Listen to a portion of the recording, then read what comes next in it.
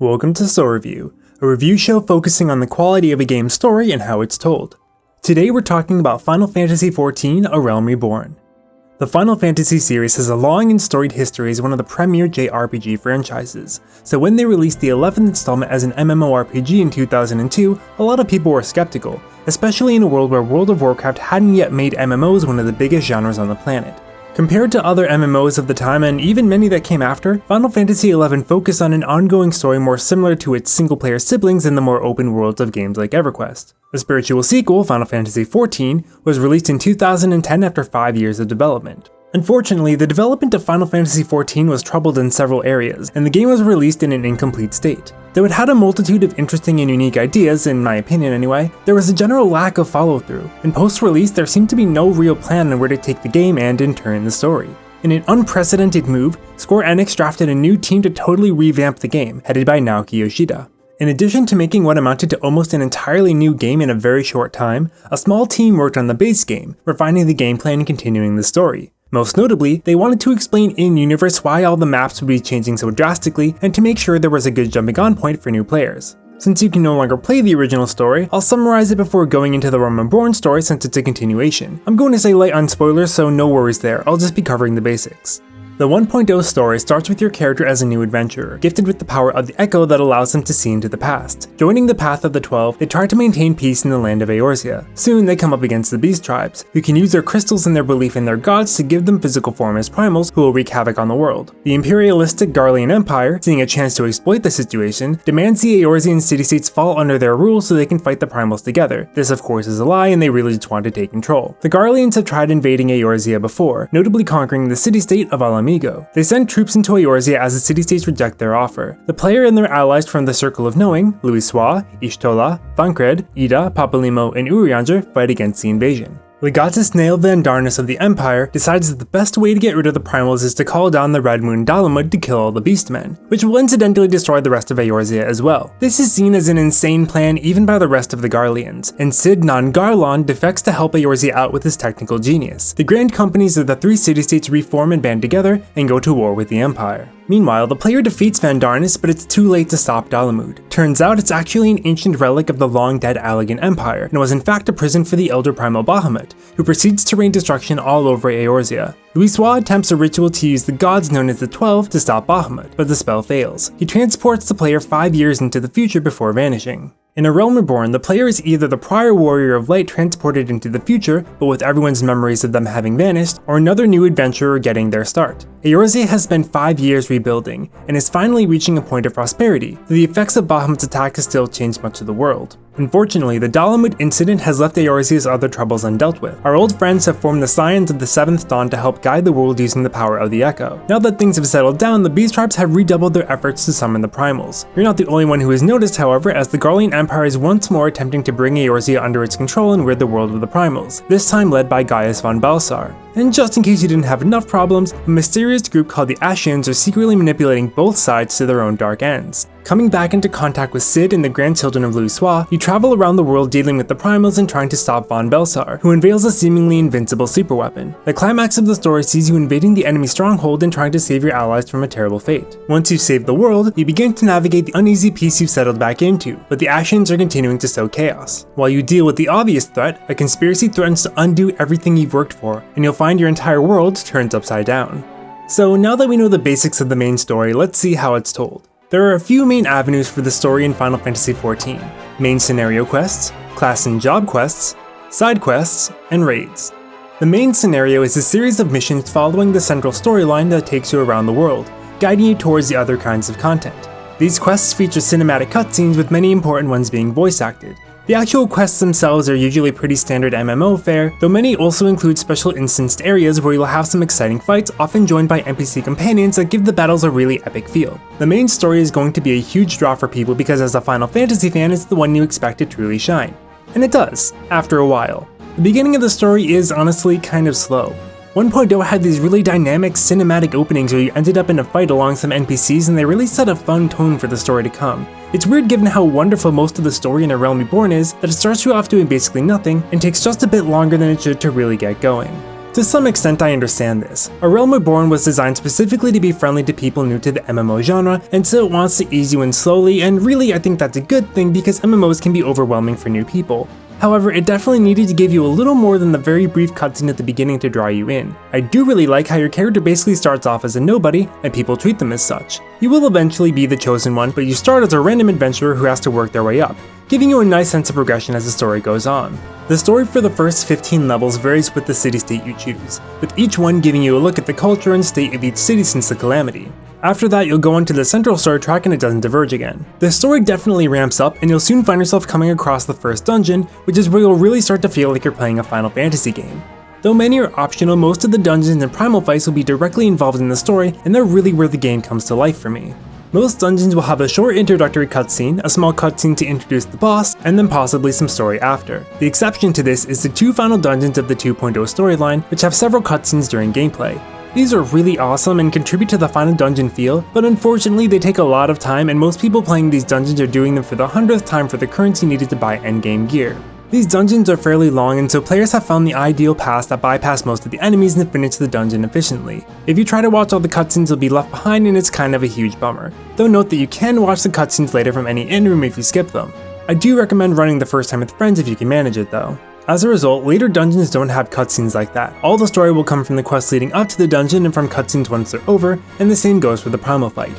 In the end, this is a good middle ground between people who are playing for the first time and want to see the story, and those who are playing the content over again, which is a huge part of the overall gameplay, and is a good example of the team making changes based on how the player base responds. You'll meet a plethora of interesting and lively NPCs on your journey, and they make the story much more enjoyable. You'll spend the most time with the Scions of the Seventh Dawn, an eclectic group that keeps you company and helps lead you as you go through the game. I do feel like they could have used a little more development individually, but towards the end of the 2.0 story they really get some time to shine, and you'll find yourself growing more attached to them as time goes on. This is super important because being an MMO, they don't want to assign too much personality to your own character, because you tend to identify with them in a way you don't with the characters in more traditional RPGs. The Scions fill in the slots that would normally be your party in another Final Fantasy, even fighting alongside you in some battles. This is a truly wonderful detail that really makes the main scenario more engaging, so I'm really glad that they did it. The initial 2.0 story has a conclusion that is, in my opinion, worthy of a Final Fantasy. The stakes get much higher as the story goes on, and the final dungeon comes with a series of fun and challenging boss encounters that feel epic and fitting for a climax. However, as you'll see after the credits roll, there is still much more to do, and the story continues through the major patches of the game. Patches 2.1 through 2.5 each have their own main scenario quests, which while shorter advance the overall plot in some really cool and unforeseen ways. 2.5 in particular is well loved, concluding with a 45-minute series of cutscenes that rival any single-player JRPG and are genuinely intense and emotional. Thematically, there's nothing too crazy going on in the story. It's interesting to see that the Garlean Empire, at times seemingly uncomplicated, evil, and imperialistic, actually have a pretty unique viewpoint. They see Eorzea as a corrupt, lawless land, essentially a child that needs a parent's strong guidance, and they're going to reform it even if they need to do it by force. In general, the setting of the story is fairly high fantasy, and the tone is well balanced between funny and serious moments, but there's a lot of dark corners, and there are often real consequences for what goes on in the story.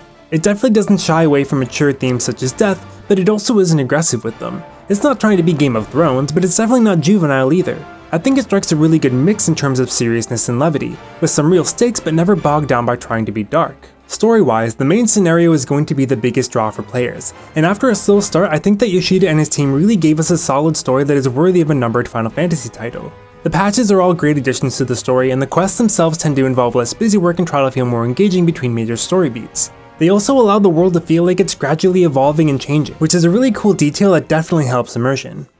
Class and job quests give every combat, crafting, and gathering class in the game their own storyline. Starting at level 1, you get a new quest every 5 levels. At level 30, combat classes will receive upgrades into jobs, and you'll start a new story for the remaining 20 levels. These are one of my favorite features of the game. Each class and job has a unique adventure, from just starting out as a nobody in the guild to getting involved in some intense conflicts. Each guild has memorable characters in its own culture, and it really gives a lot of lore and context to how your class fits into the world.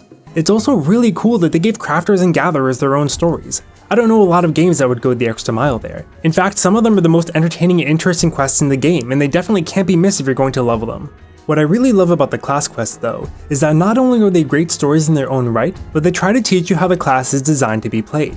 A lot of these details might be missed by people just clicking through the text boxes, but if you listen you'll see the developers talking. One of my favorite examples is the Conjurer questline. Conjurers are a healing class, but they have a variety of attack spells related to their connection to nature as well. There's a young conjurer in the class story that refuses to commune with nature, only interested in using healing magic, and over the quests you gradually teach her to use both. This is the team's clever way of teaching you that though the conjurer's main role in a party is healing, they also have the capability of dealing damage when everyone's health is okay, and the class was designed with this in mind. Not every class storyline is so overt with its guidance, but they definitely make an effort to help you understand how the class is meant to be played. Class quests award skills as well, which is a great detail that adds to the feeling of progression and growing stronger. Each of these quest lines really makes leveling up in your class feel like a unique adventure.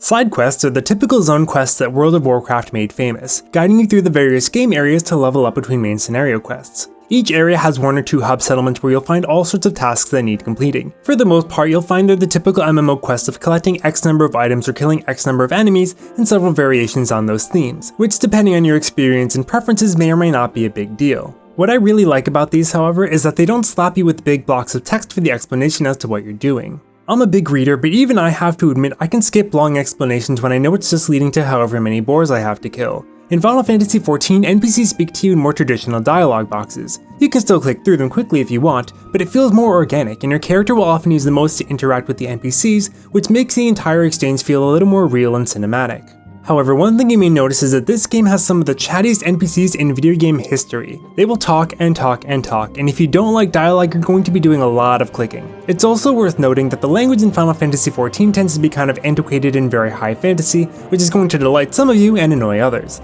If you like the localization of Final Fantasy XII or the PSP version of Final Fantasy Tactics, or if you're just an English nerd like me, you'll be right at home. All in all, the quests are generally nothing special, but they're definitely solid and they're seldom super long. The pacing tends to be good, so with the occasional exception, you'll be moving around enough not to feel like you're getting bogged down or getting bored.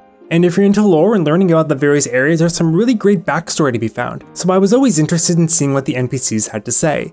It's nothing revolutionary in the post-World of Warcraft world, but I think that the wrappings around the quests make them feel less like busy work with a checklist than in some games, and I feel like a lot of them really do flesh out the various areas of the world, so I really enjoyed them and never felt burdened by them. A special mention needs to go out to the Hildebrand questline. Unlocked after beating the 2.0 main scenario, this series of quests is absolutely hilarious, featuring a gentleman detective and his Watson introduced in 1.0 to add a little lighthearted levity to the game. These quests are a great break from the heavy and high stakes parts of the story, and result in some of the most interesting and fun boss battles in the game, so definitely go ahead and check these out.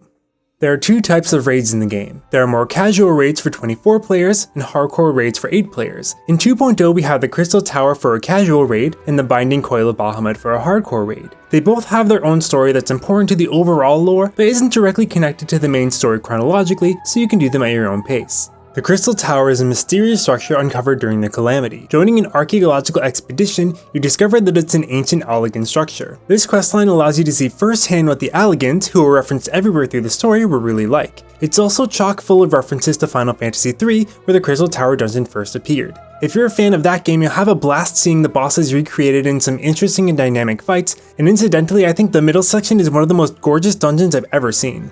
The Binding Coil of Bahamut is a must if you're a 1.0 player or simply want to know what happened to the big guy after the opening cinematic to 2.0. This raid has you exploring the pieces of Dalamud that fell to Eorzea, and making several shocking discoveries along the way. As the final endgame content of 2.0, it's basically impossible to talk about story-wise without spoiling, but it's a super fun raid that is constantly giving you new things to see and learn about the fateful battle 5 years ago. So clearly there's a massive amount of story to go through in this game, but how is the presentation the story is wrapped in? The graphics in Realm Reborn were heavily revamped from 1.0, which used the Final Fantasy XIII engine to create a beautiful world that was difficult for a lot of people to run on PC. In addition, likely due to time and resource restrictions, most of the outdoor areas were massive, maze-like copy-pasted landscapes that, while beautiful, had little in the way of variety or interest. The 2.0 engine was designed to be able to run on both high and low-end systems, and honestly, for my taste, the graphics were just as good if not better despite the lower texture quality, because the bigger variety of assets and gorgeous lighting engine make an overall more pleasing product. Much of the design work for Final Fantasy XIV was done by Akihiko Yoshida, my personal favorite artist and the designer behind the Ivalice Final Fantasy games as well as Bravely Default. This means I'm incredibly biased here, as I basically want to live in a world drawn by him in real life, and so the aesthetics of the game are perfect for me. However, I do think that the story and the world designed with these assets really do fit with the art style, giving the world a baroque and ornate look that's matched by the story. One of the priorities in remaking Final Fantasy XIV was to have smaller zones designed around several points of interest, giving each area its own unique identity, which was totally lacking before. This helps your journey really feel like a journey. I constantly found myself exploring, or waiting excitedly for the quest that would send me to a far-off landmark I'd been admiring. The developers have crafted a wonderfully vibrant and colorful fantasy world, and it is a genuine joy to discover. One fun detail is that much of the story of the patches involved building up the camp known as Revenant's Toll in Mordona. Initially a tiny settlement, each patch added more construction until it became a bustling little town. It was really fun seeing the town develop alongside the story, and although all players see the final version now, they're doing the same thing with the expansion, so it's something I think we can expect to continue. Another specific thing I want to mention may be one of the most underrated features of the game. One of the biggest priorities of an MMORPG is to create the feeling of a persistent living world. It's standard for RPGs to have NPCs around the world to create a sense of immersion, and because MMO cities tend to be so big to accommodate large numbers of players, they often need more NPCs than some single player games do. Final Fantasy XIV has some of the greatest filler NPCs in any game I've ever played. Everywhere you look in this world, there is a story unfolding. NPCs don't just stand around doing nothing. The developers have put their outstanding character animation engine to use, crafting tiny vignettes of daily life all around the world. It's so easy to miss the level of detail that has gone into the NPCs, and many of the best ones are hidden away in unassuming corners, so players who explore are rewarded with small scenes that may be funny, touching, depressing, or just weird. Things like this make the world feel so real and alive, and it makes the minutiae of going from place to place so much more fun. And it's an arguably small detail a lot of players may not even notice that I think goes a long way. The music in the game is also extremely well suited to the world. Nobuo Uematsu's soundtrack for 1.0 was largely discarded to help accentuate the changeover, which at the time was a highly controversial move. A lot of the songs have made their way back into the game in various areas, but new composer Masayoshi Soken has taken on the challenge of crafting a new soundtrack and done an outstanding job. Every area has its own flair, from the elegant and contemplative music in the forest of the Black Shroud to the chilly, stoic theme of Snowy Coerthas. The battle themes are bombastic and energetic, though a lot of people miss every area having its own unique battle theme. The thing I miss the most from 1.0 musically, however, is the dungeon theme. 1.0 only had a couple of dungeons added late to the game, and they had the same theme, but it was shifted seamlessly from a more subdued exploration version to a roaring battle version when fighting and back again. This was an insanely cool feature that gave the dungeons a unique style, and I'm disappointed that this trend wasn't continued into 2.0, though it is used every once in a while. The real musical standout, and where Soken really made a name for himself, is the primal battles. These each have a unique theme that ramps up or changes for the second half of the fight. These intense encounters get equally intense themes, often with some hard rock flair that will have you moving. However, this varies with the fight as well. Ramuh's fight is melancholic and subdued, fitting the unique circumstances behind the encounter, and King Mogomog's, well, I'll let you experience that one on your own, but it's one of the best tracks in the game for sure.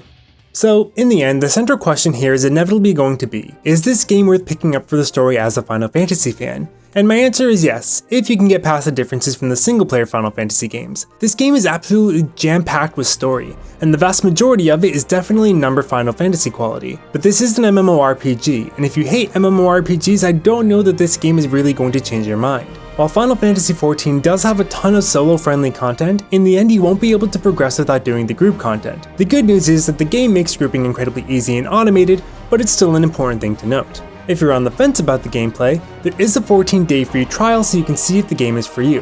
And there's really no reason not to try since it's free, so if something is interesting you, I would definitely recommend it. Overall, Final Fantasy XIV is a Final Fantasy game, and that may sound strange, but it's a high compliment here. The story may lack a bit of the thematic complexity of the other games due to its nature, but it's a fun, action-packed adventure with an interesting, vibrant, and varied world to explore. Because more story is added every few months, there's always new developments, and as time has gone on, the quality of the story has only gotten better. And that's without even talking about how the expansion approaches some things a little differently, but that's a subject for another video. Overall, if you're a Final Fantasy fan and enjoy MMORPGs, I would most definitely recommend you check this game out, and really take the time to notice all the little things and see all that this world has to offer.